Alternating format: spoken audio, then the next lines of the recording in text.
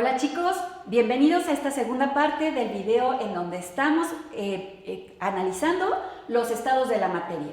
Ya habíamos visto en un video anterior 3 estados de la materia que eran el condensado de Bose-Einstein, el gas fermiónico y el estado sólido. Ahora lo que vamos a continuar analizando van a ser el estado líquido, el estado gaseoso y el estado plasma. ¿Okay? En un estado líquido vamos a pensar en un sistema en el cual la energía va a aumentar. ¿Qué es lo que pasa? Vamos a compararlo, un sistema sólido con un sistema líquido. Vamos a ver, en este caso, en un sistema sólido, lo que vamos a ver, voy a poner otra vez aquí mi sistema, en el que la energía no es tan alta. La energía, vamos a pensar en una temperatura ambiente, ¿ok? Temperatura ambiente 23, 25 grados centígrados.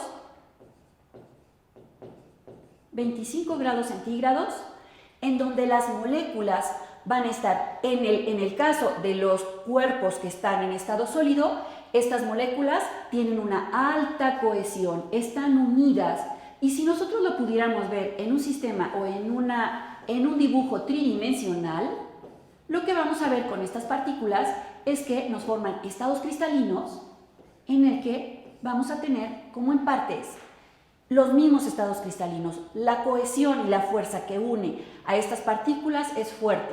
Sin embargo, las partículas contienen energía. Es esta energía que las está moviendo continuamente, pero poquito. No lo suficiente como para desprenderlas. Ahora, si nosotros subimos un poquito la energía, vamos a pensar que prendemos la estufa y vamos a agregar calor. ¿Qué pasa con este sistema y con las partículas? Que las partículas empiezan a absorber esta energía, empiezan a excitar su estado y entonces empiezan a vibrar en un estado más alto. ¿Qué es lo que pasa cuando las moléculas empiezan a vibrar con una energía más alta? Que entonces empiezan a moverse. Pensemos nosotros que en un estado sólido, estas moléculas no se pueden mover. Pero en un estado líquido, imaginen estas moléculas así, ¡fum!, se derriten. ¿Ok? Aquí hay un cambio de estado de la materia. Y las moléculas, en este caso, no van a estar tan unidas, la fuerza de cohesión no es tanta. Y entonces, vean una de las características en las que podemos comparar el estado sólido y el estado líquido. En el estado sólido, los cuerpos no se adaptan al envase o a lo que los contiene. En el caso de los líquidos, sí. Pensemos en el agua. El agua la podemos encontrar en forma de hielo, y en el caso de un hielo, si nosotros tenemos un vaso cuya abertura es muy pequeña y el hielo es muy grande, no cabe.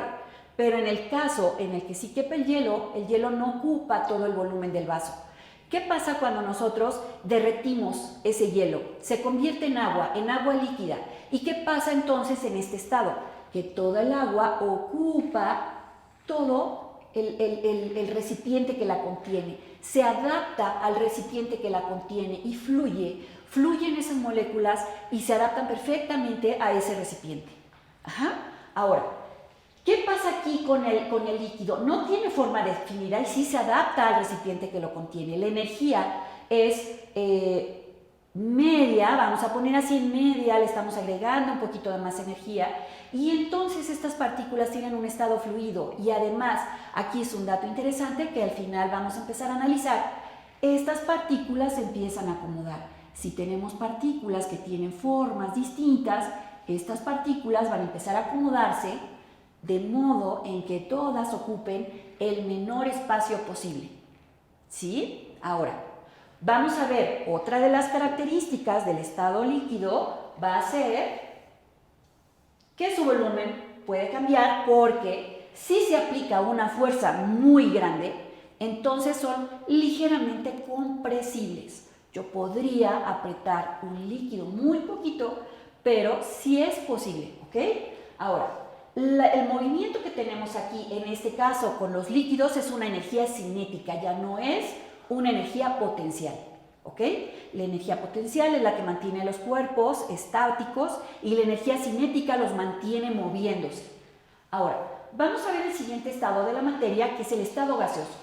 Y en este caso, vamos a ver, me voy a dejar un cachito aquí para poder hacer otra vez mi sistema, y vamos a ver este estado de gas.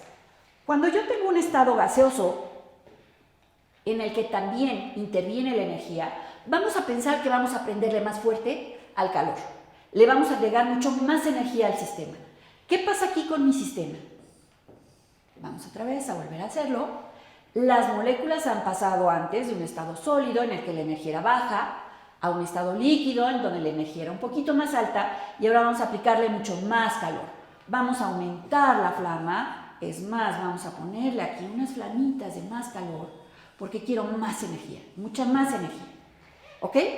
¿Qué pasa con estas moléculas en estado gaseoso? Empiezan a absorber más energía y cuando uno tiene mucha energía, empieza a moverse más. ¿Ok?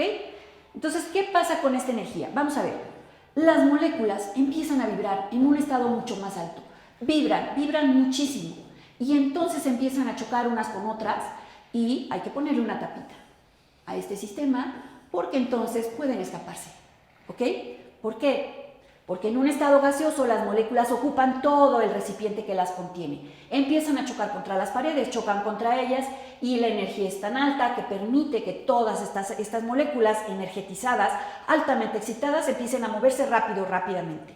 ¿Qué pasa cuando hay mucha energía y las moléculas se mueven tan rápido? La cohesión la cohesión entre las moléculas es muy baja y entonces las moléculas permanecen muy separadas. ¿Ok? Y en esta separación de moléculas lo que vamos a ver es que vamos a tener una molécula que esté por acá en el rincón, otra molécula que esté por acá abajo, otra molécula que esté por en medio. Ajá. Y las moléculas se mueven rápidamente. Ahora, vamos a ver otras dos características. Se expanden, ¿ok? Llenan el recipiente y esta es una de las características más significativas de los gases, se comprimen. Yo podría comprar el gas de mi casa en forma líquida. ¿Por qué? Porque aunque sea un gas, se puede comprimir. ¿Ok? Estas moléculas tienen tanto espacio entre ellas que pueden comprimirse. Ajá. Y en este caso, esta es una característica de los gases que es muy importante observar porque entonces el estado gaseoso es compresible, las moléculas se pueden comprimir, pueden ocupar el espacio hasta donde nos den las moléculas, pero de una totalidad, de un recipiente que las contiene, lo podemos, dependiendo de la aplicación de presión, podemos comprimir esos gases, hasta que cambien de estado y entonces el estado en el que se encuentren, la cohesión aumente y entonces cambien a estado líquido.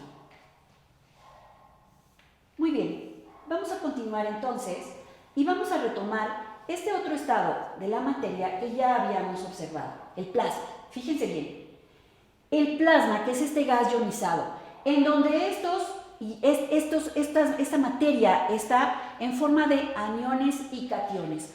Vamos a ver qué significa anión y catión. Un anión es un ion de un átomo que tiene carga negativa y un catión es el ion de un átomo que tiene carga positiva. En este caso, esta ionización hace que el átomo esté separado, disociado en sus dos cargas. Hay mucha polaridad en esta disociación y entonces la energía puede fluir libremente. En este caso, ¿qué es lo que se produce? ¿Por qué se produce este estado? Necesitamos aumentar la temperatura a miles de grados. No nada más es poquito. Esto ya no la podemos hacer en una estufa de nuestra casa. Necesitamos hacerlo con un aparato que sea capaz de proporcionarnos 2000, 3000, 7000 grados centígrados para que nosotros podamos ionizar cualquier tipo de sustancia. Y en este caso, nosotros vamos a encontrar al plasma presente en el Sol, por ejemplo, en las estrellas o en una bomba nuclear. ¿Ok?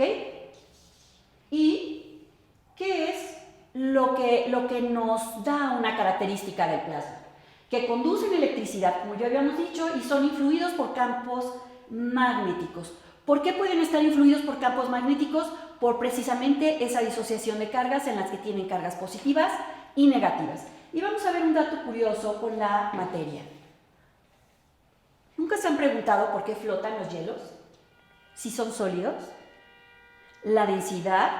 Si yo tengo un hielo y la densidad del agua y un hielo y sigue siendo agua es la misma, ¿por qué flota un hielo en el agua? ¿Nunca se preguntaron? Vamos a explicarlo. En este caso, vamos a ver.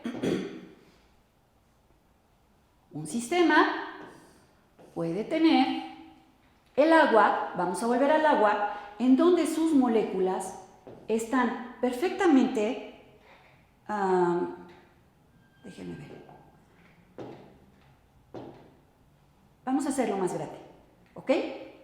El agua va a estar acomodada en un estado cristalino en donde vamos a tener espacios, porque las moléculas están unidas entre ellas por otro tipo de fuerzas que vamos a explicar más adelante. Ahora, si nosotros vamos viendo, si nosotros vemos este acomodamiento de las partículas del agua, lo que vamos a empezar a ver son fuerzas de unión intermolecular que nos dejan un poquito de espacios. Hay huecos entre las moléculas. Vamos a pensar que en un estado sólido, las moléculas tienen que acomodarse pegadas, pero nos dejan espacios vacíos. ¿Están de acuerdo?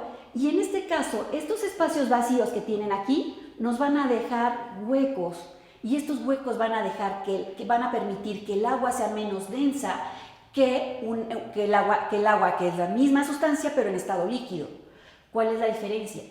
Que nosotros, al tener estos huequitos, estos espacios vacíos, nos disminuyen la densidad de esta sustancia o de la misma agua en estado sólido.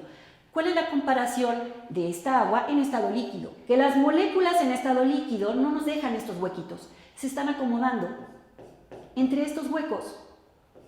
Ajá. Y entonces este estado líquido, que es mucho más fluido, nos permite que las moléculas se acomoden mejor y no nos dejen estos huequitos. Se hace la diferencia de densidades. Por esa razón, los hielos flotan en el agua. Y es gracias a esa diferencia de densidad.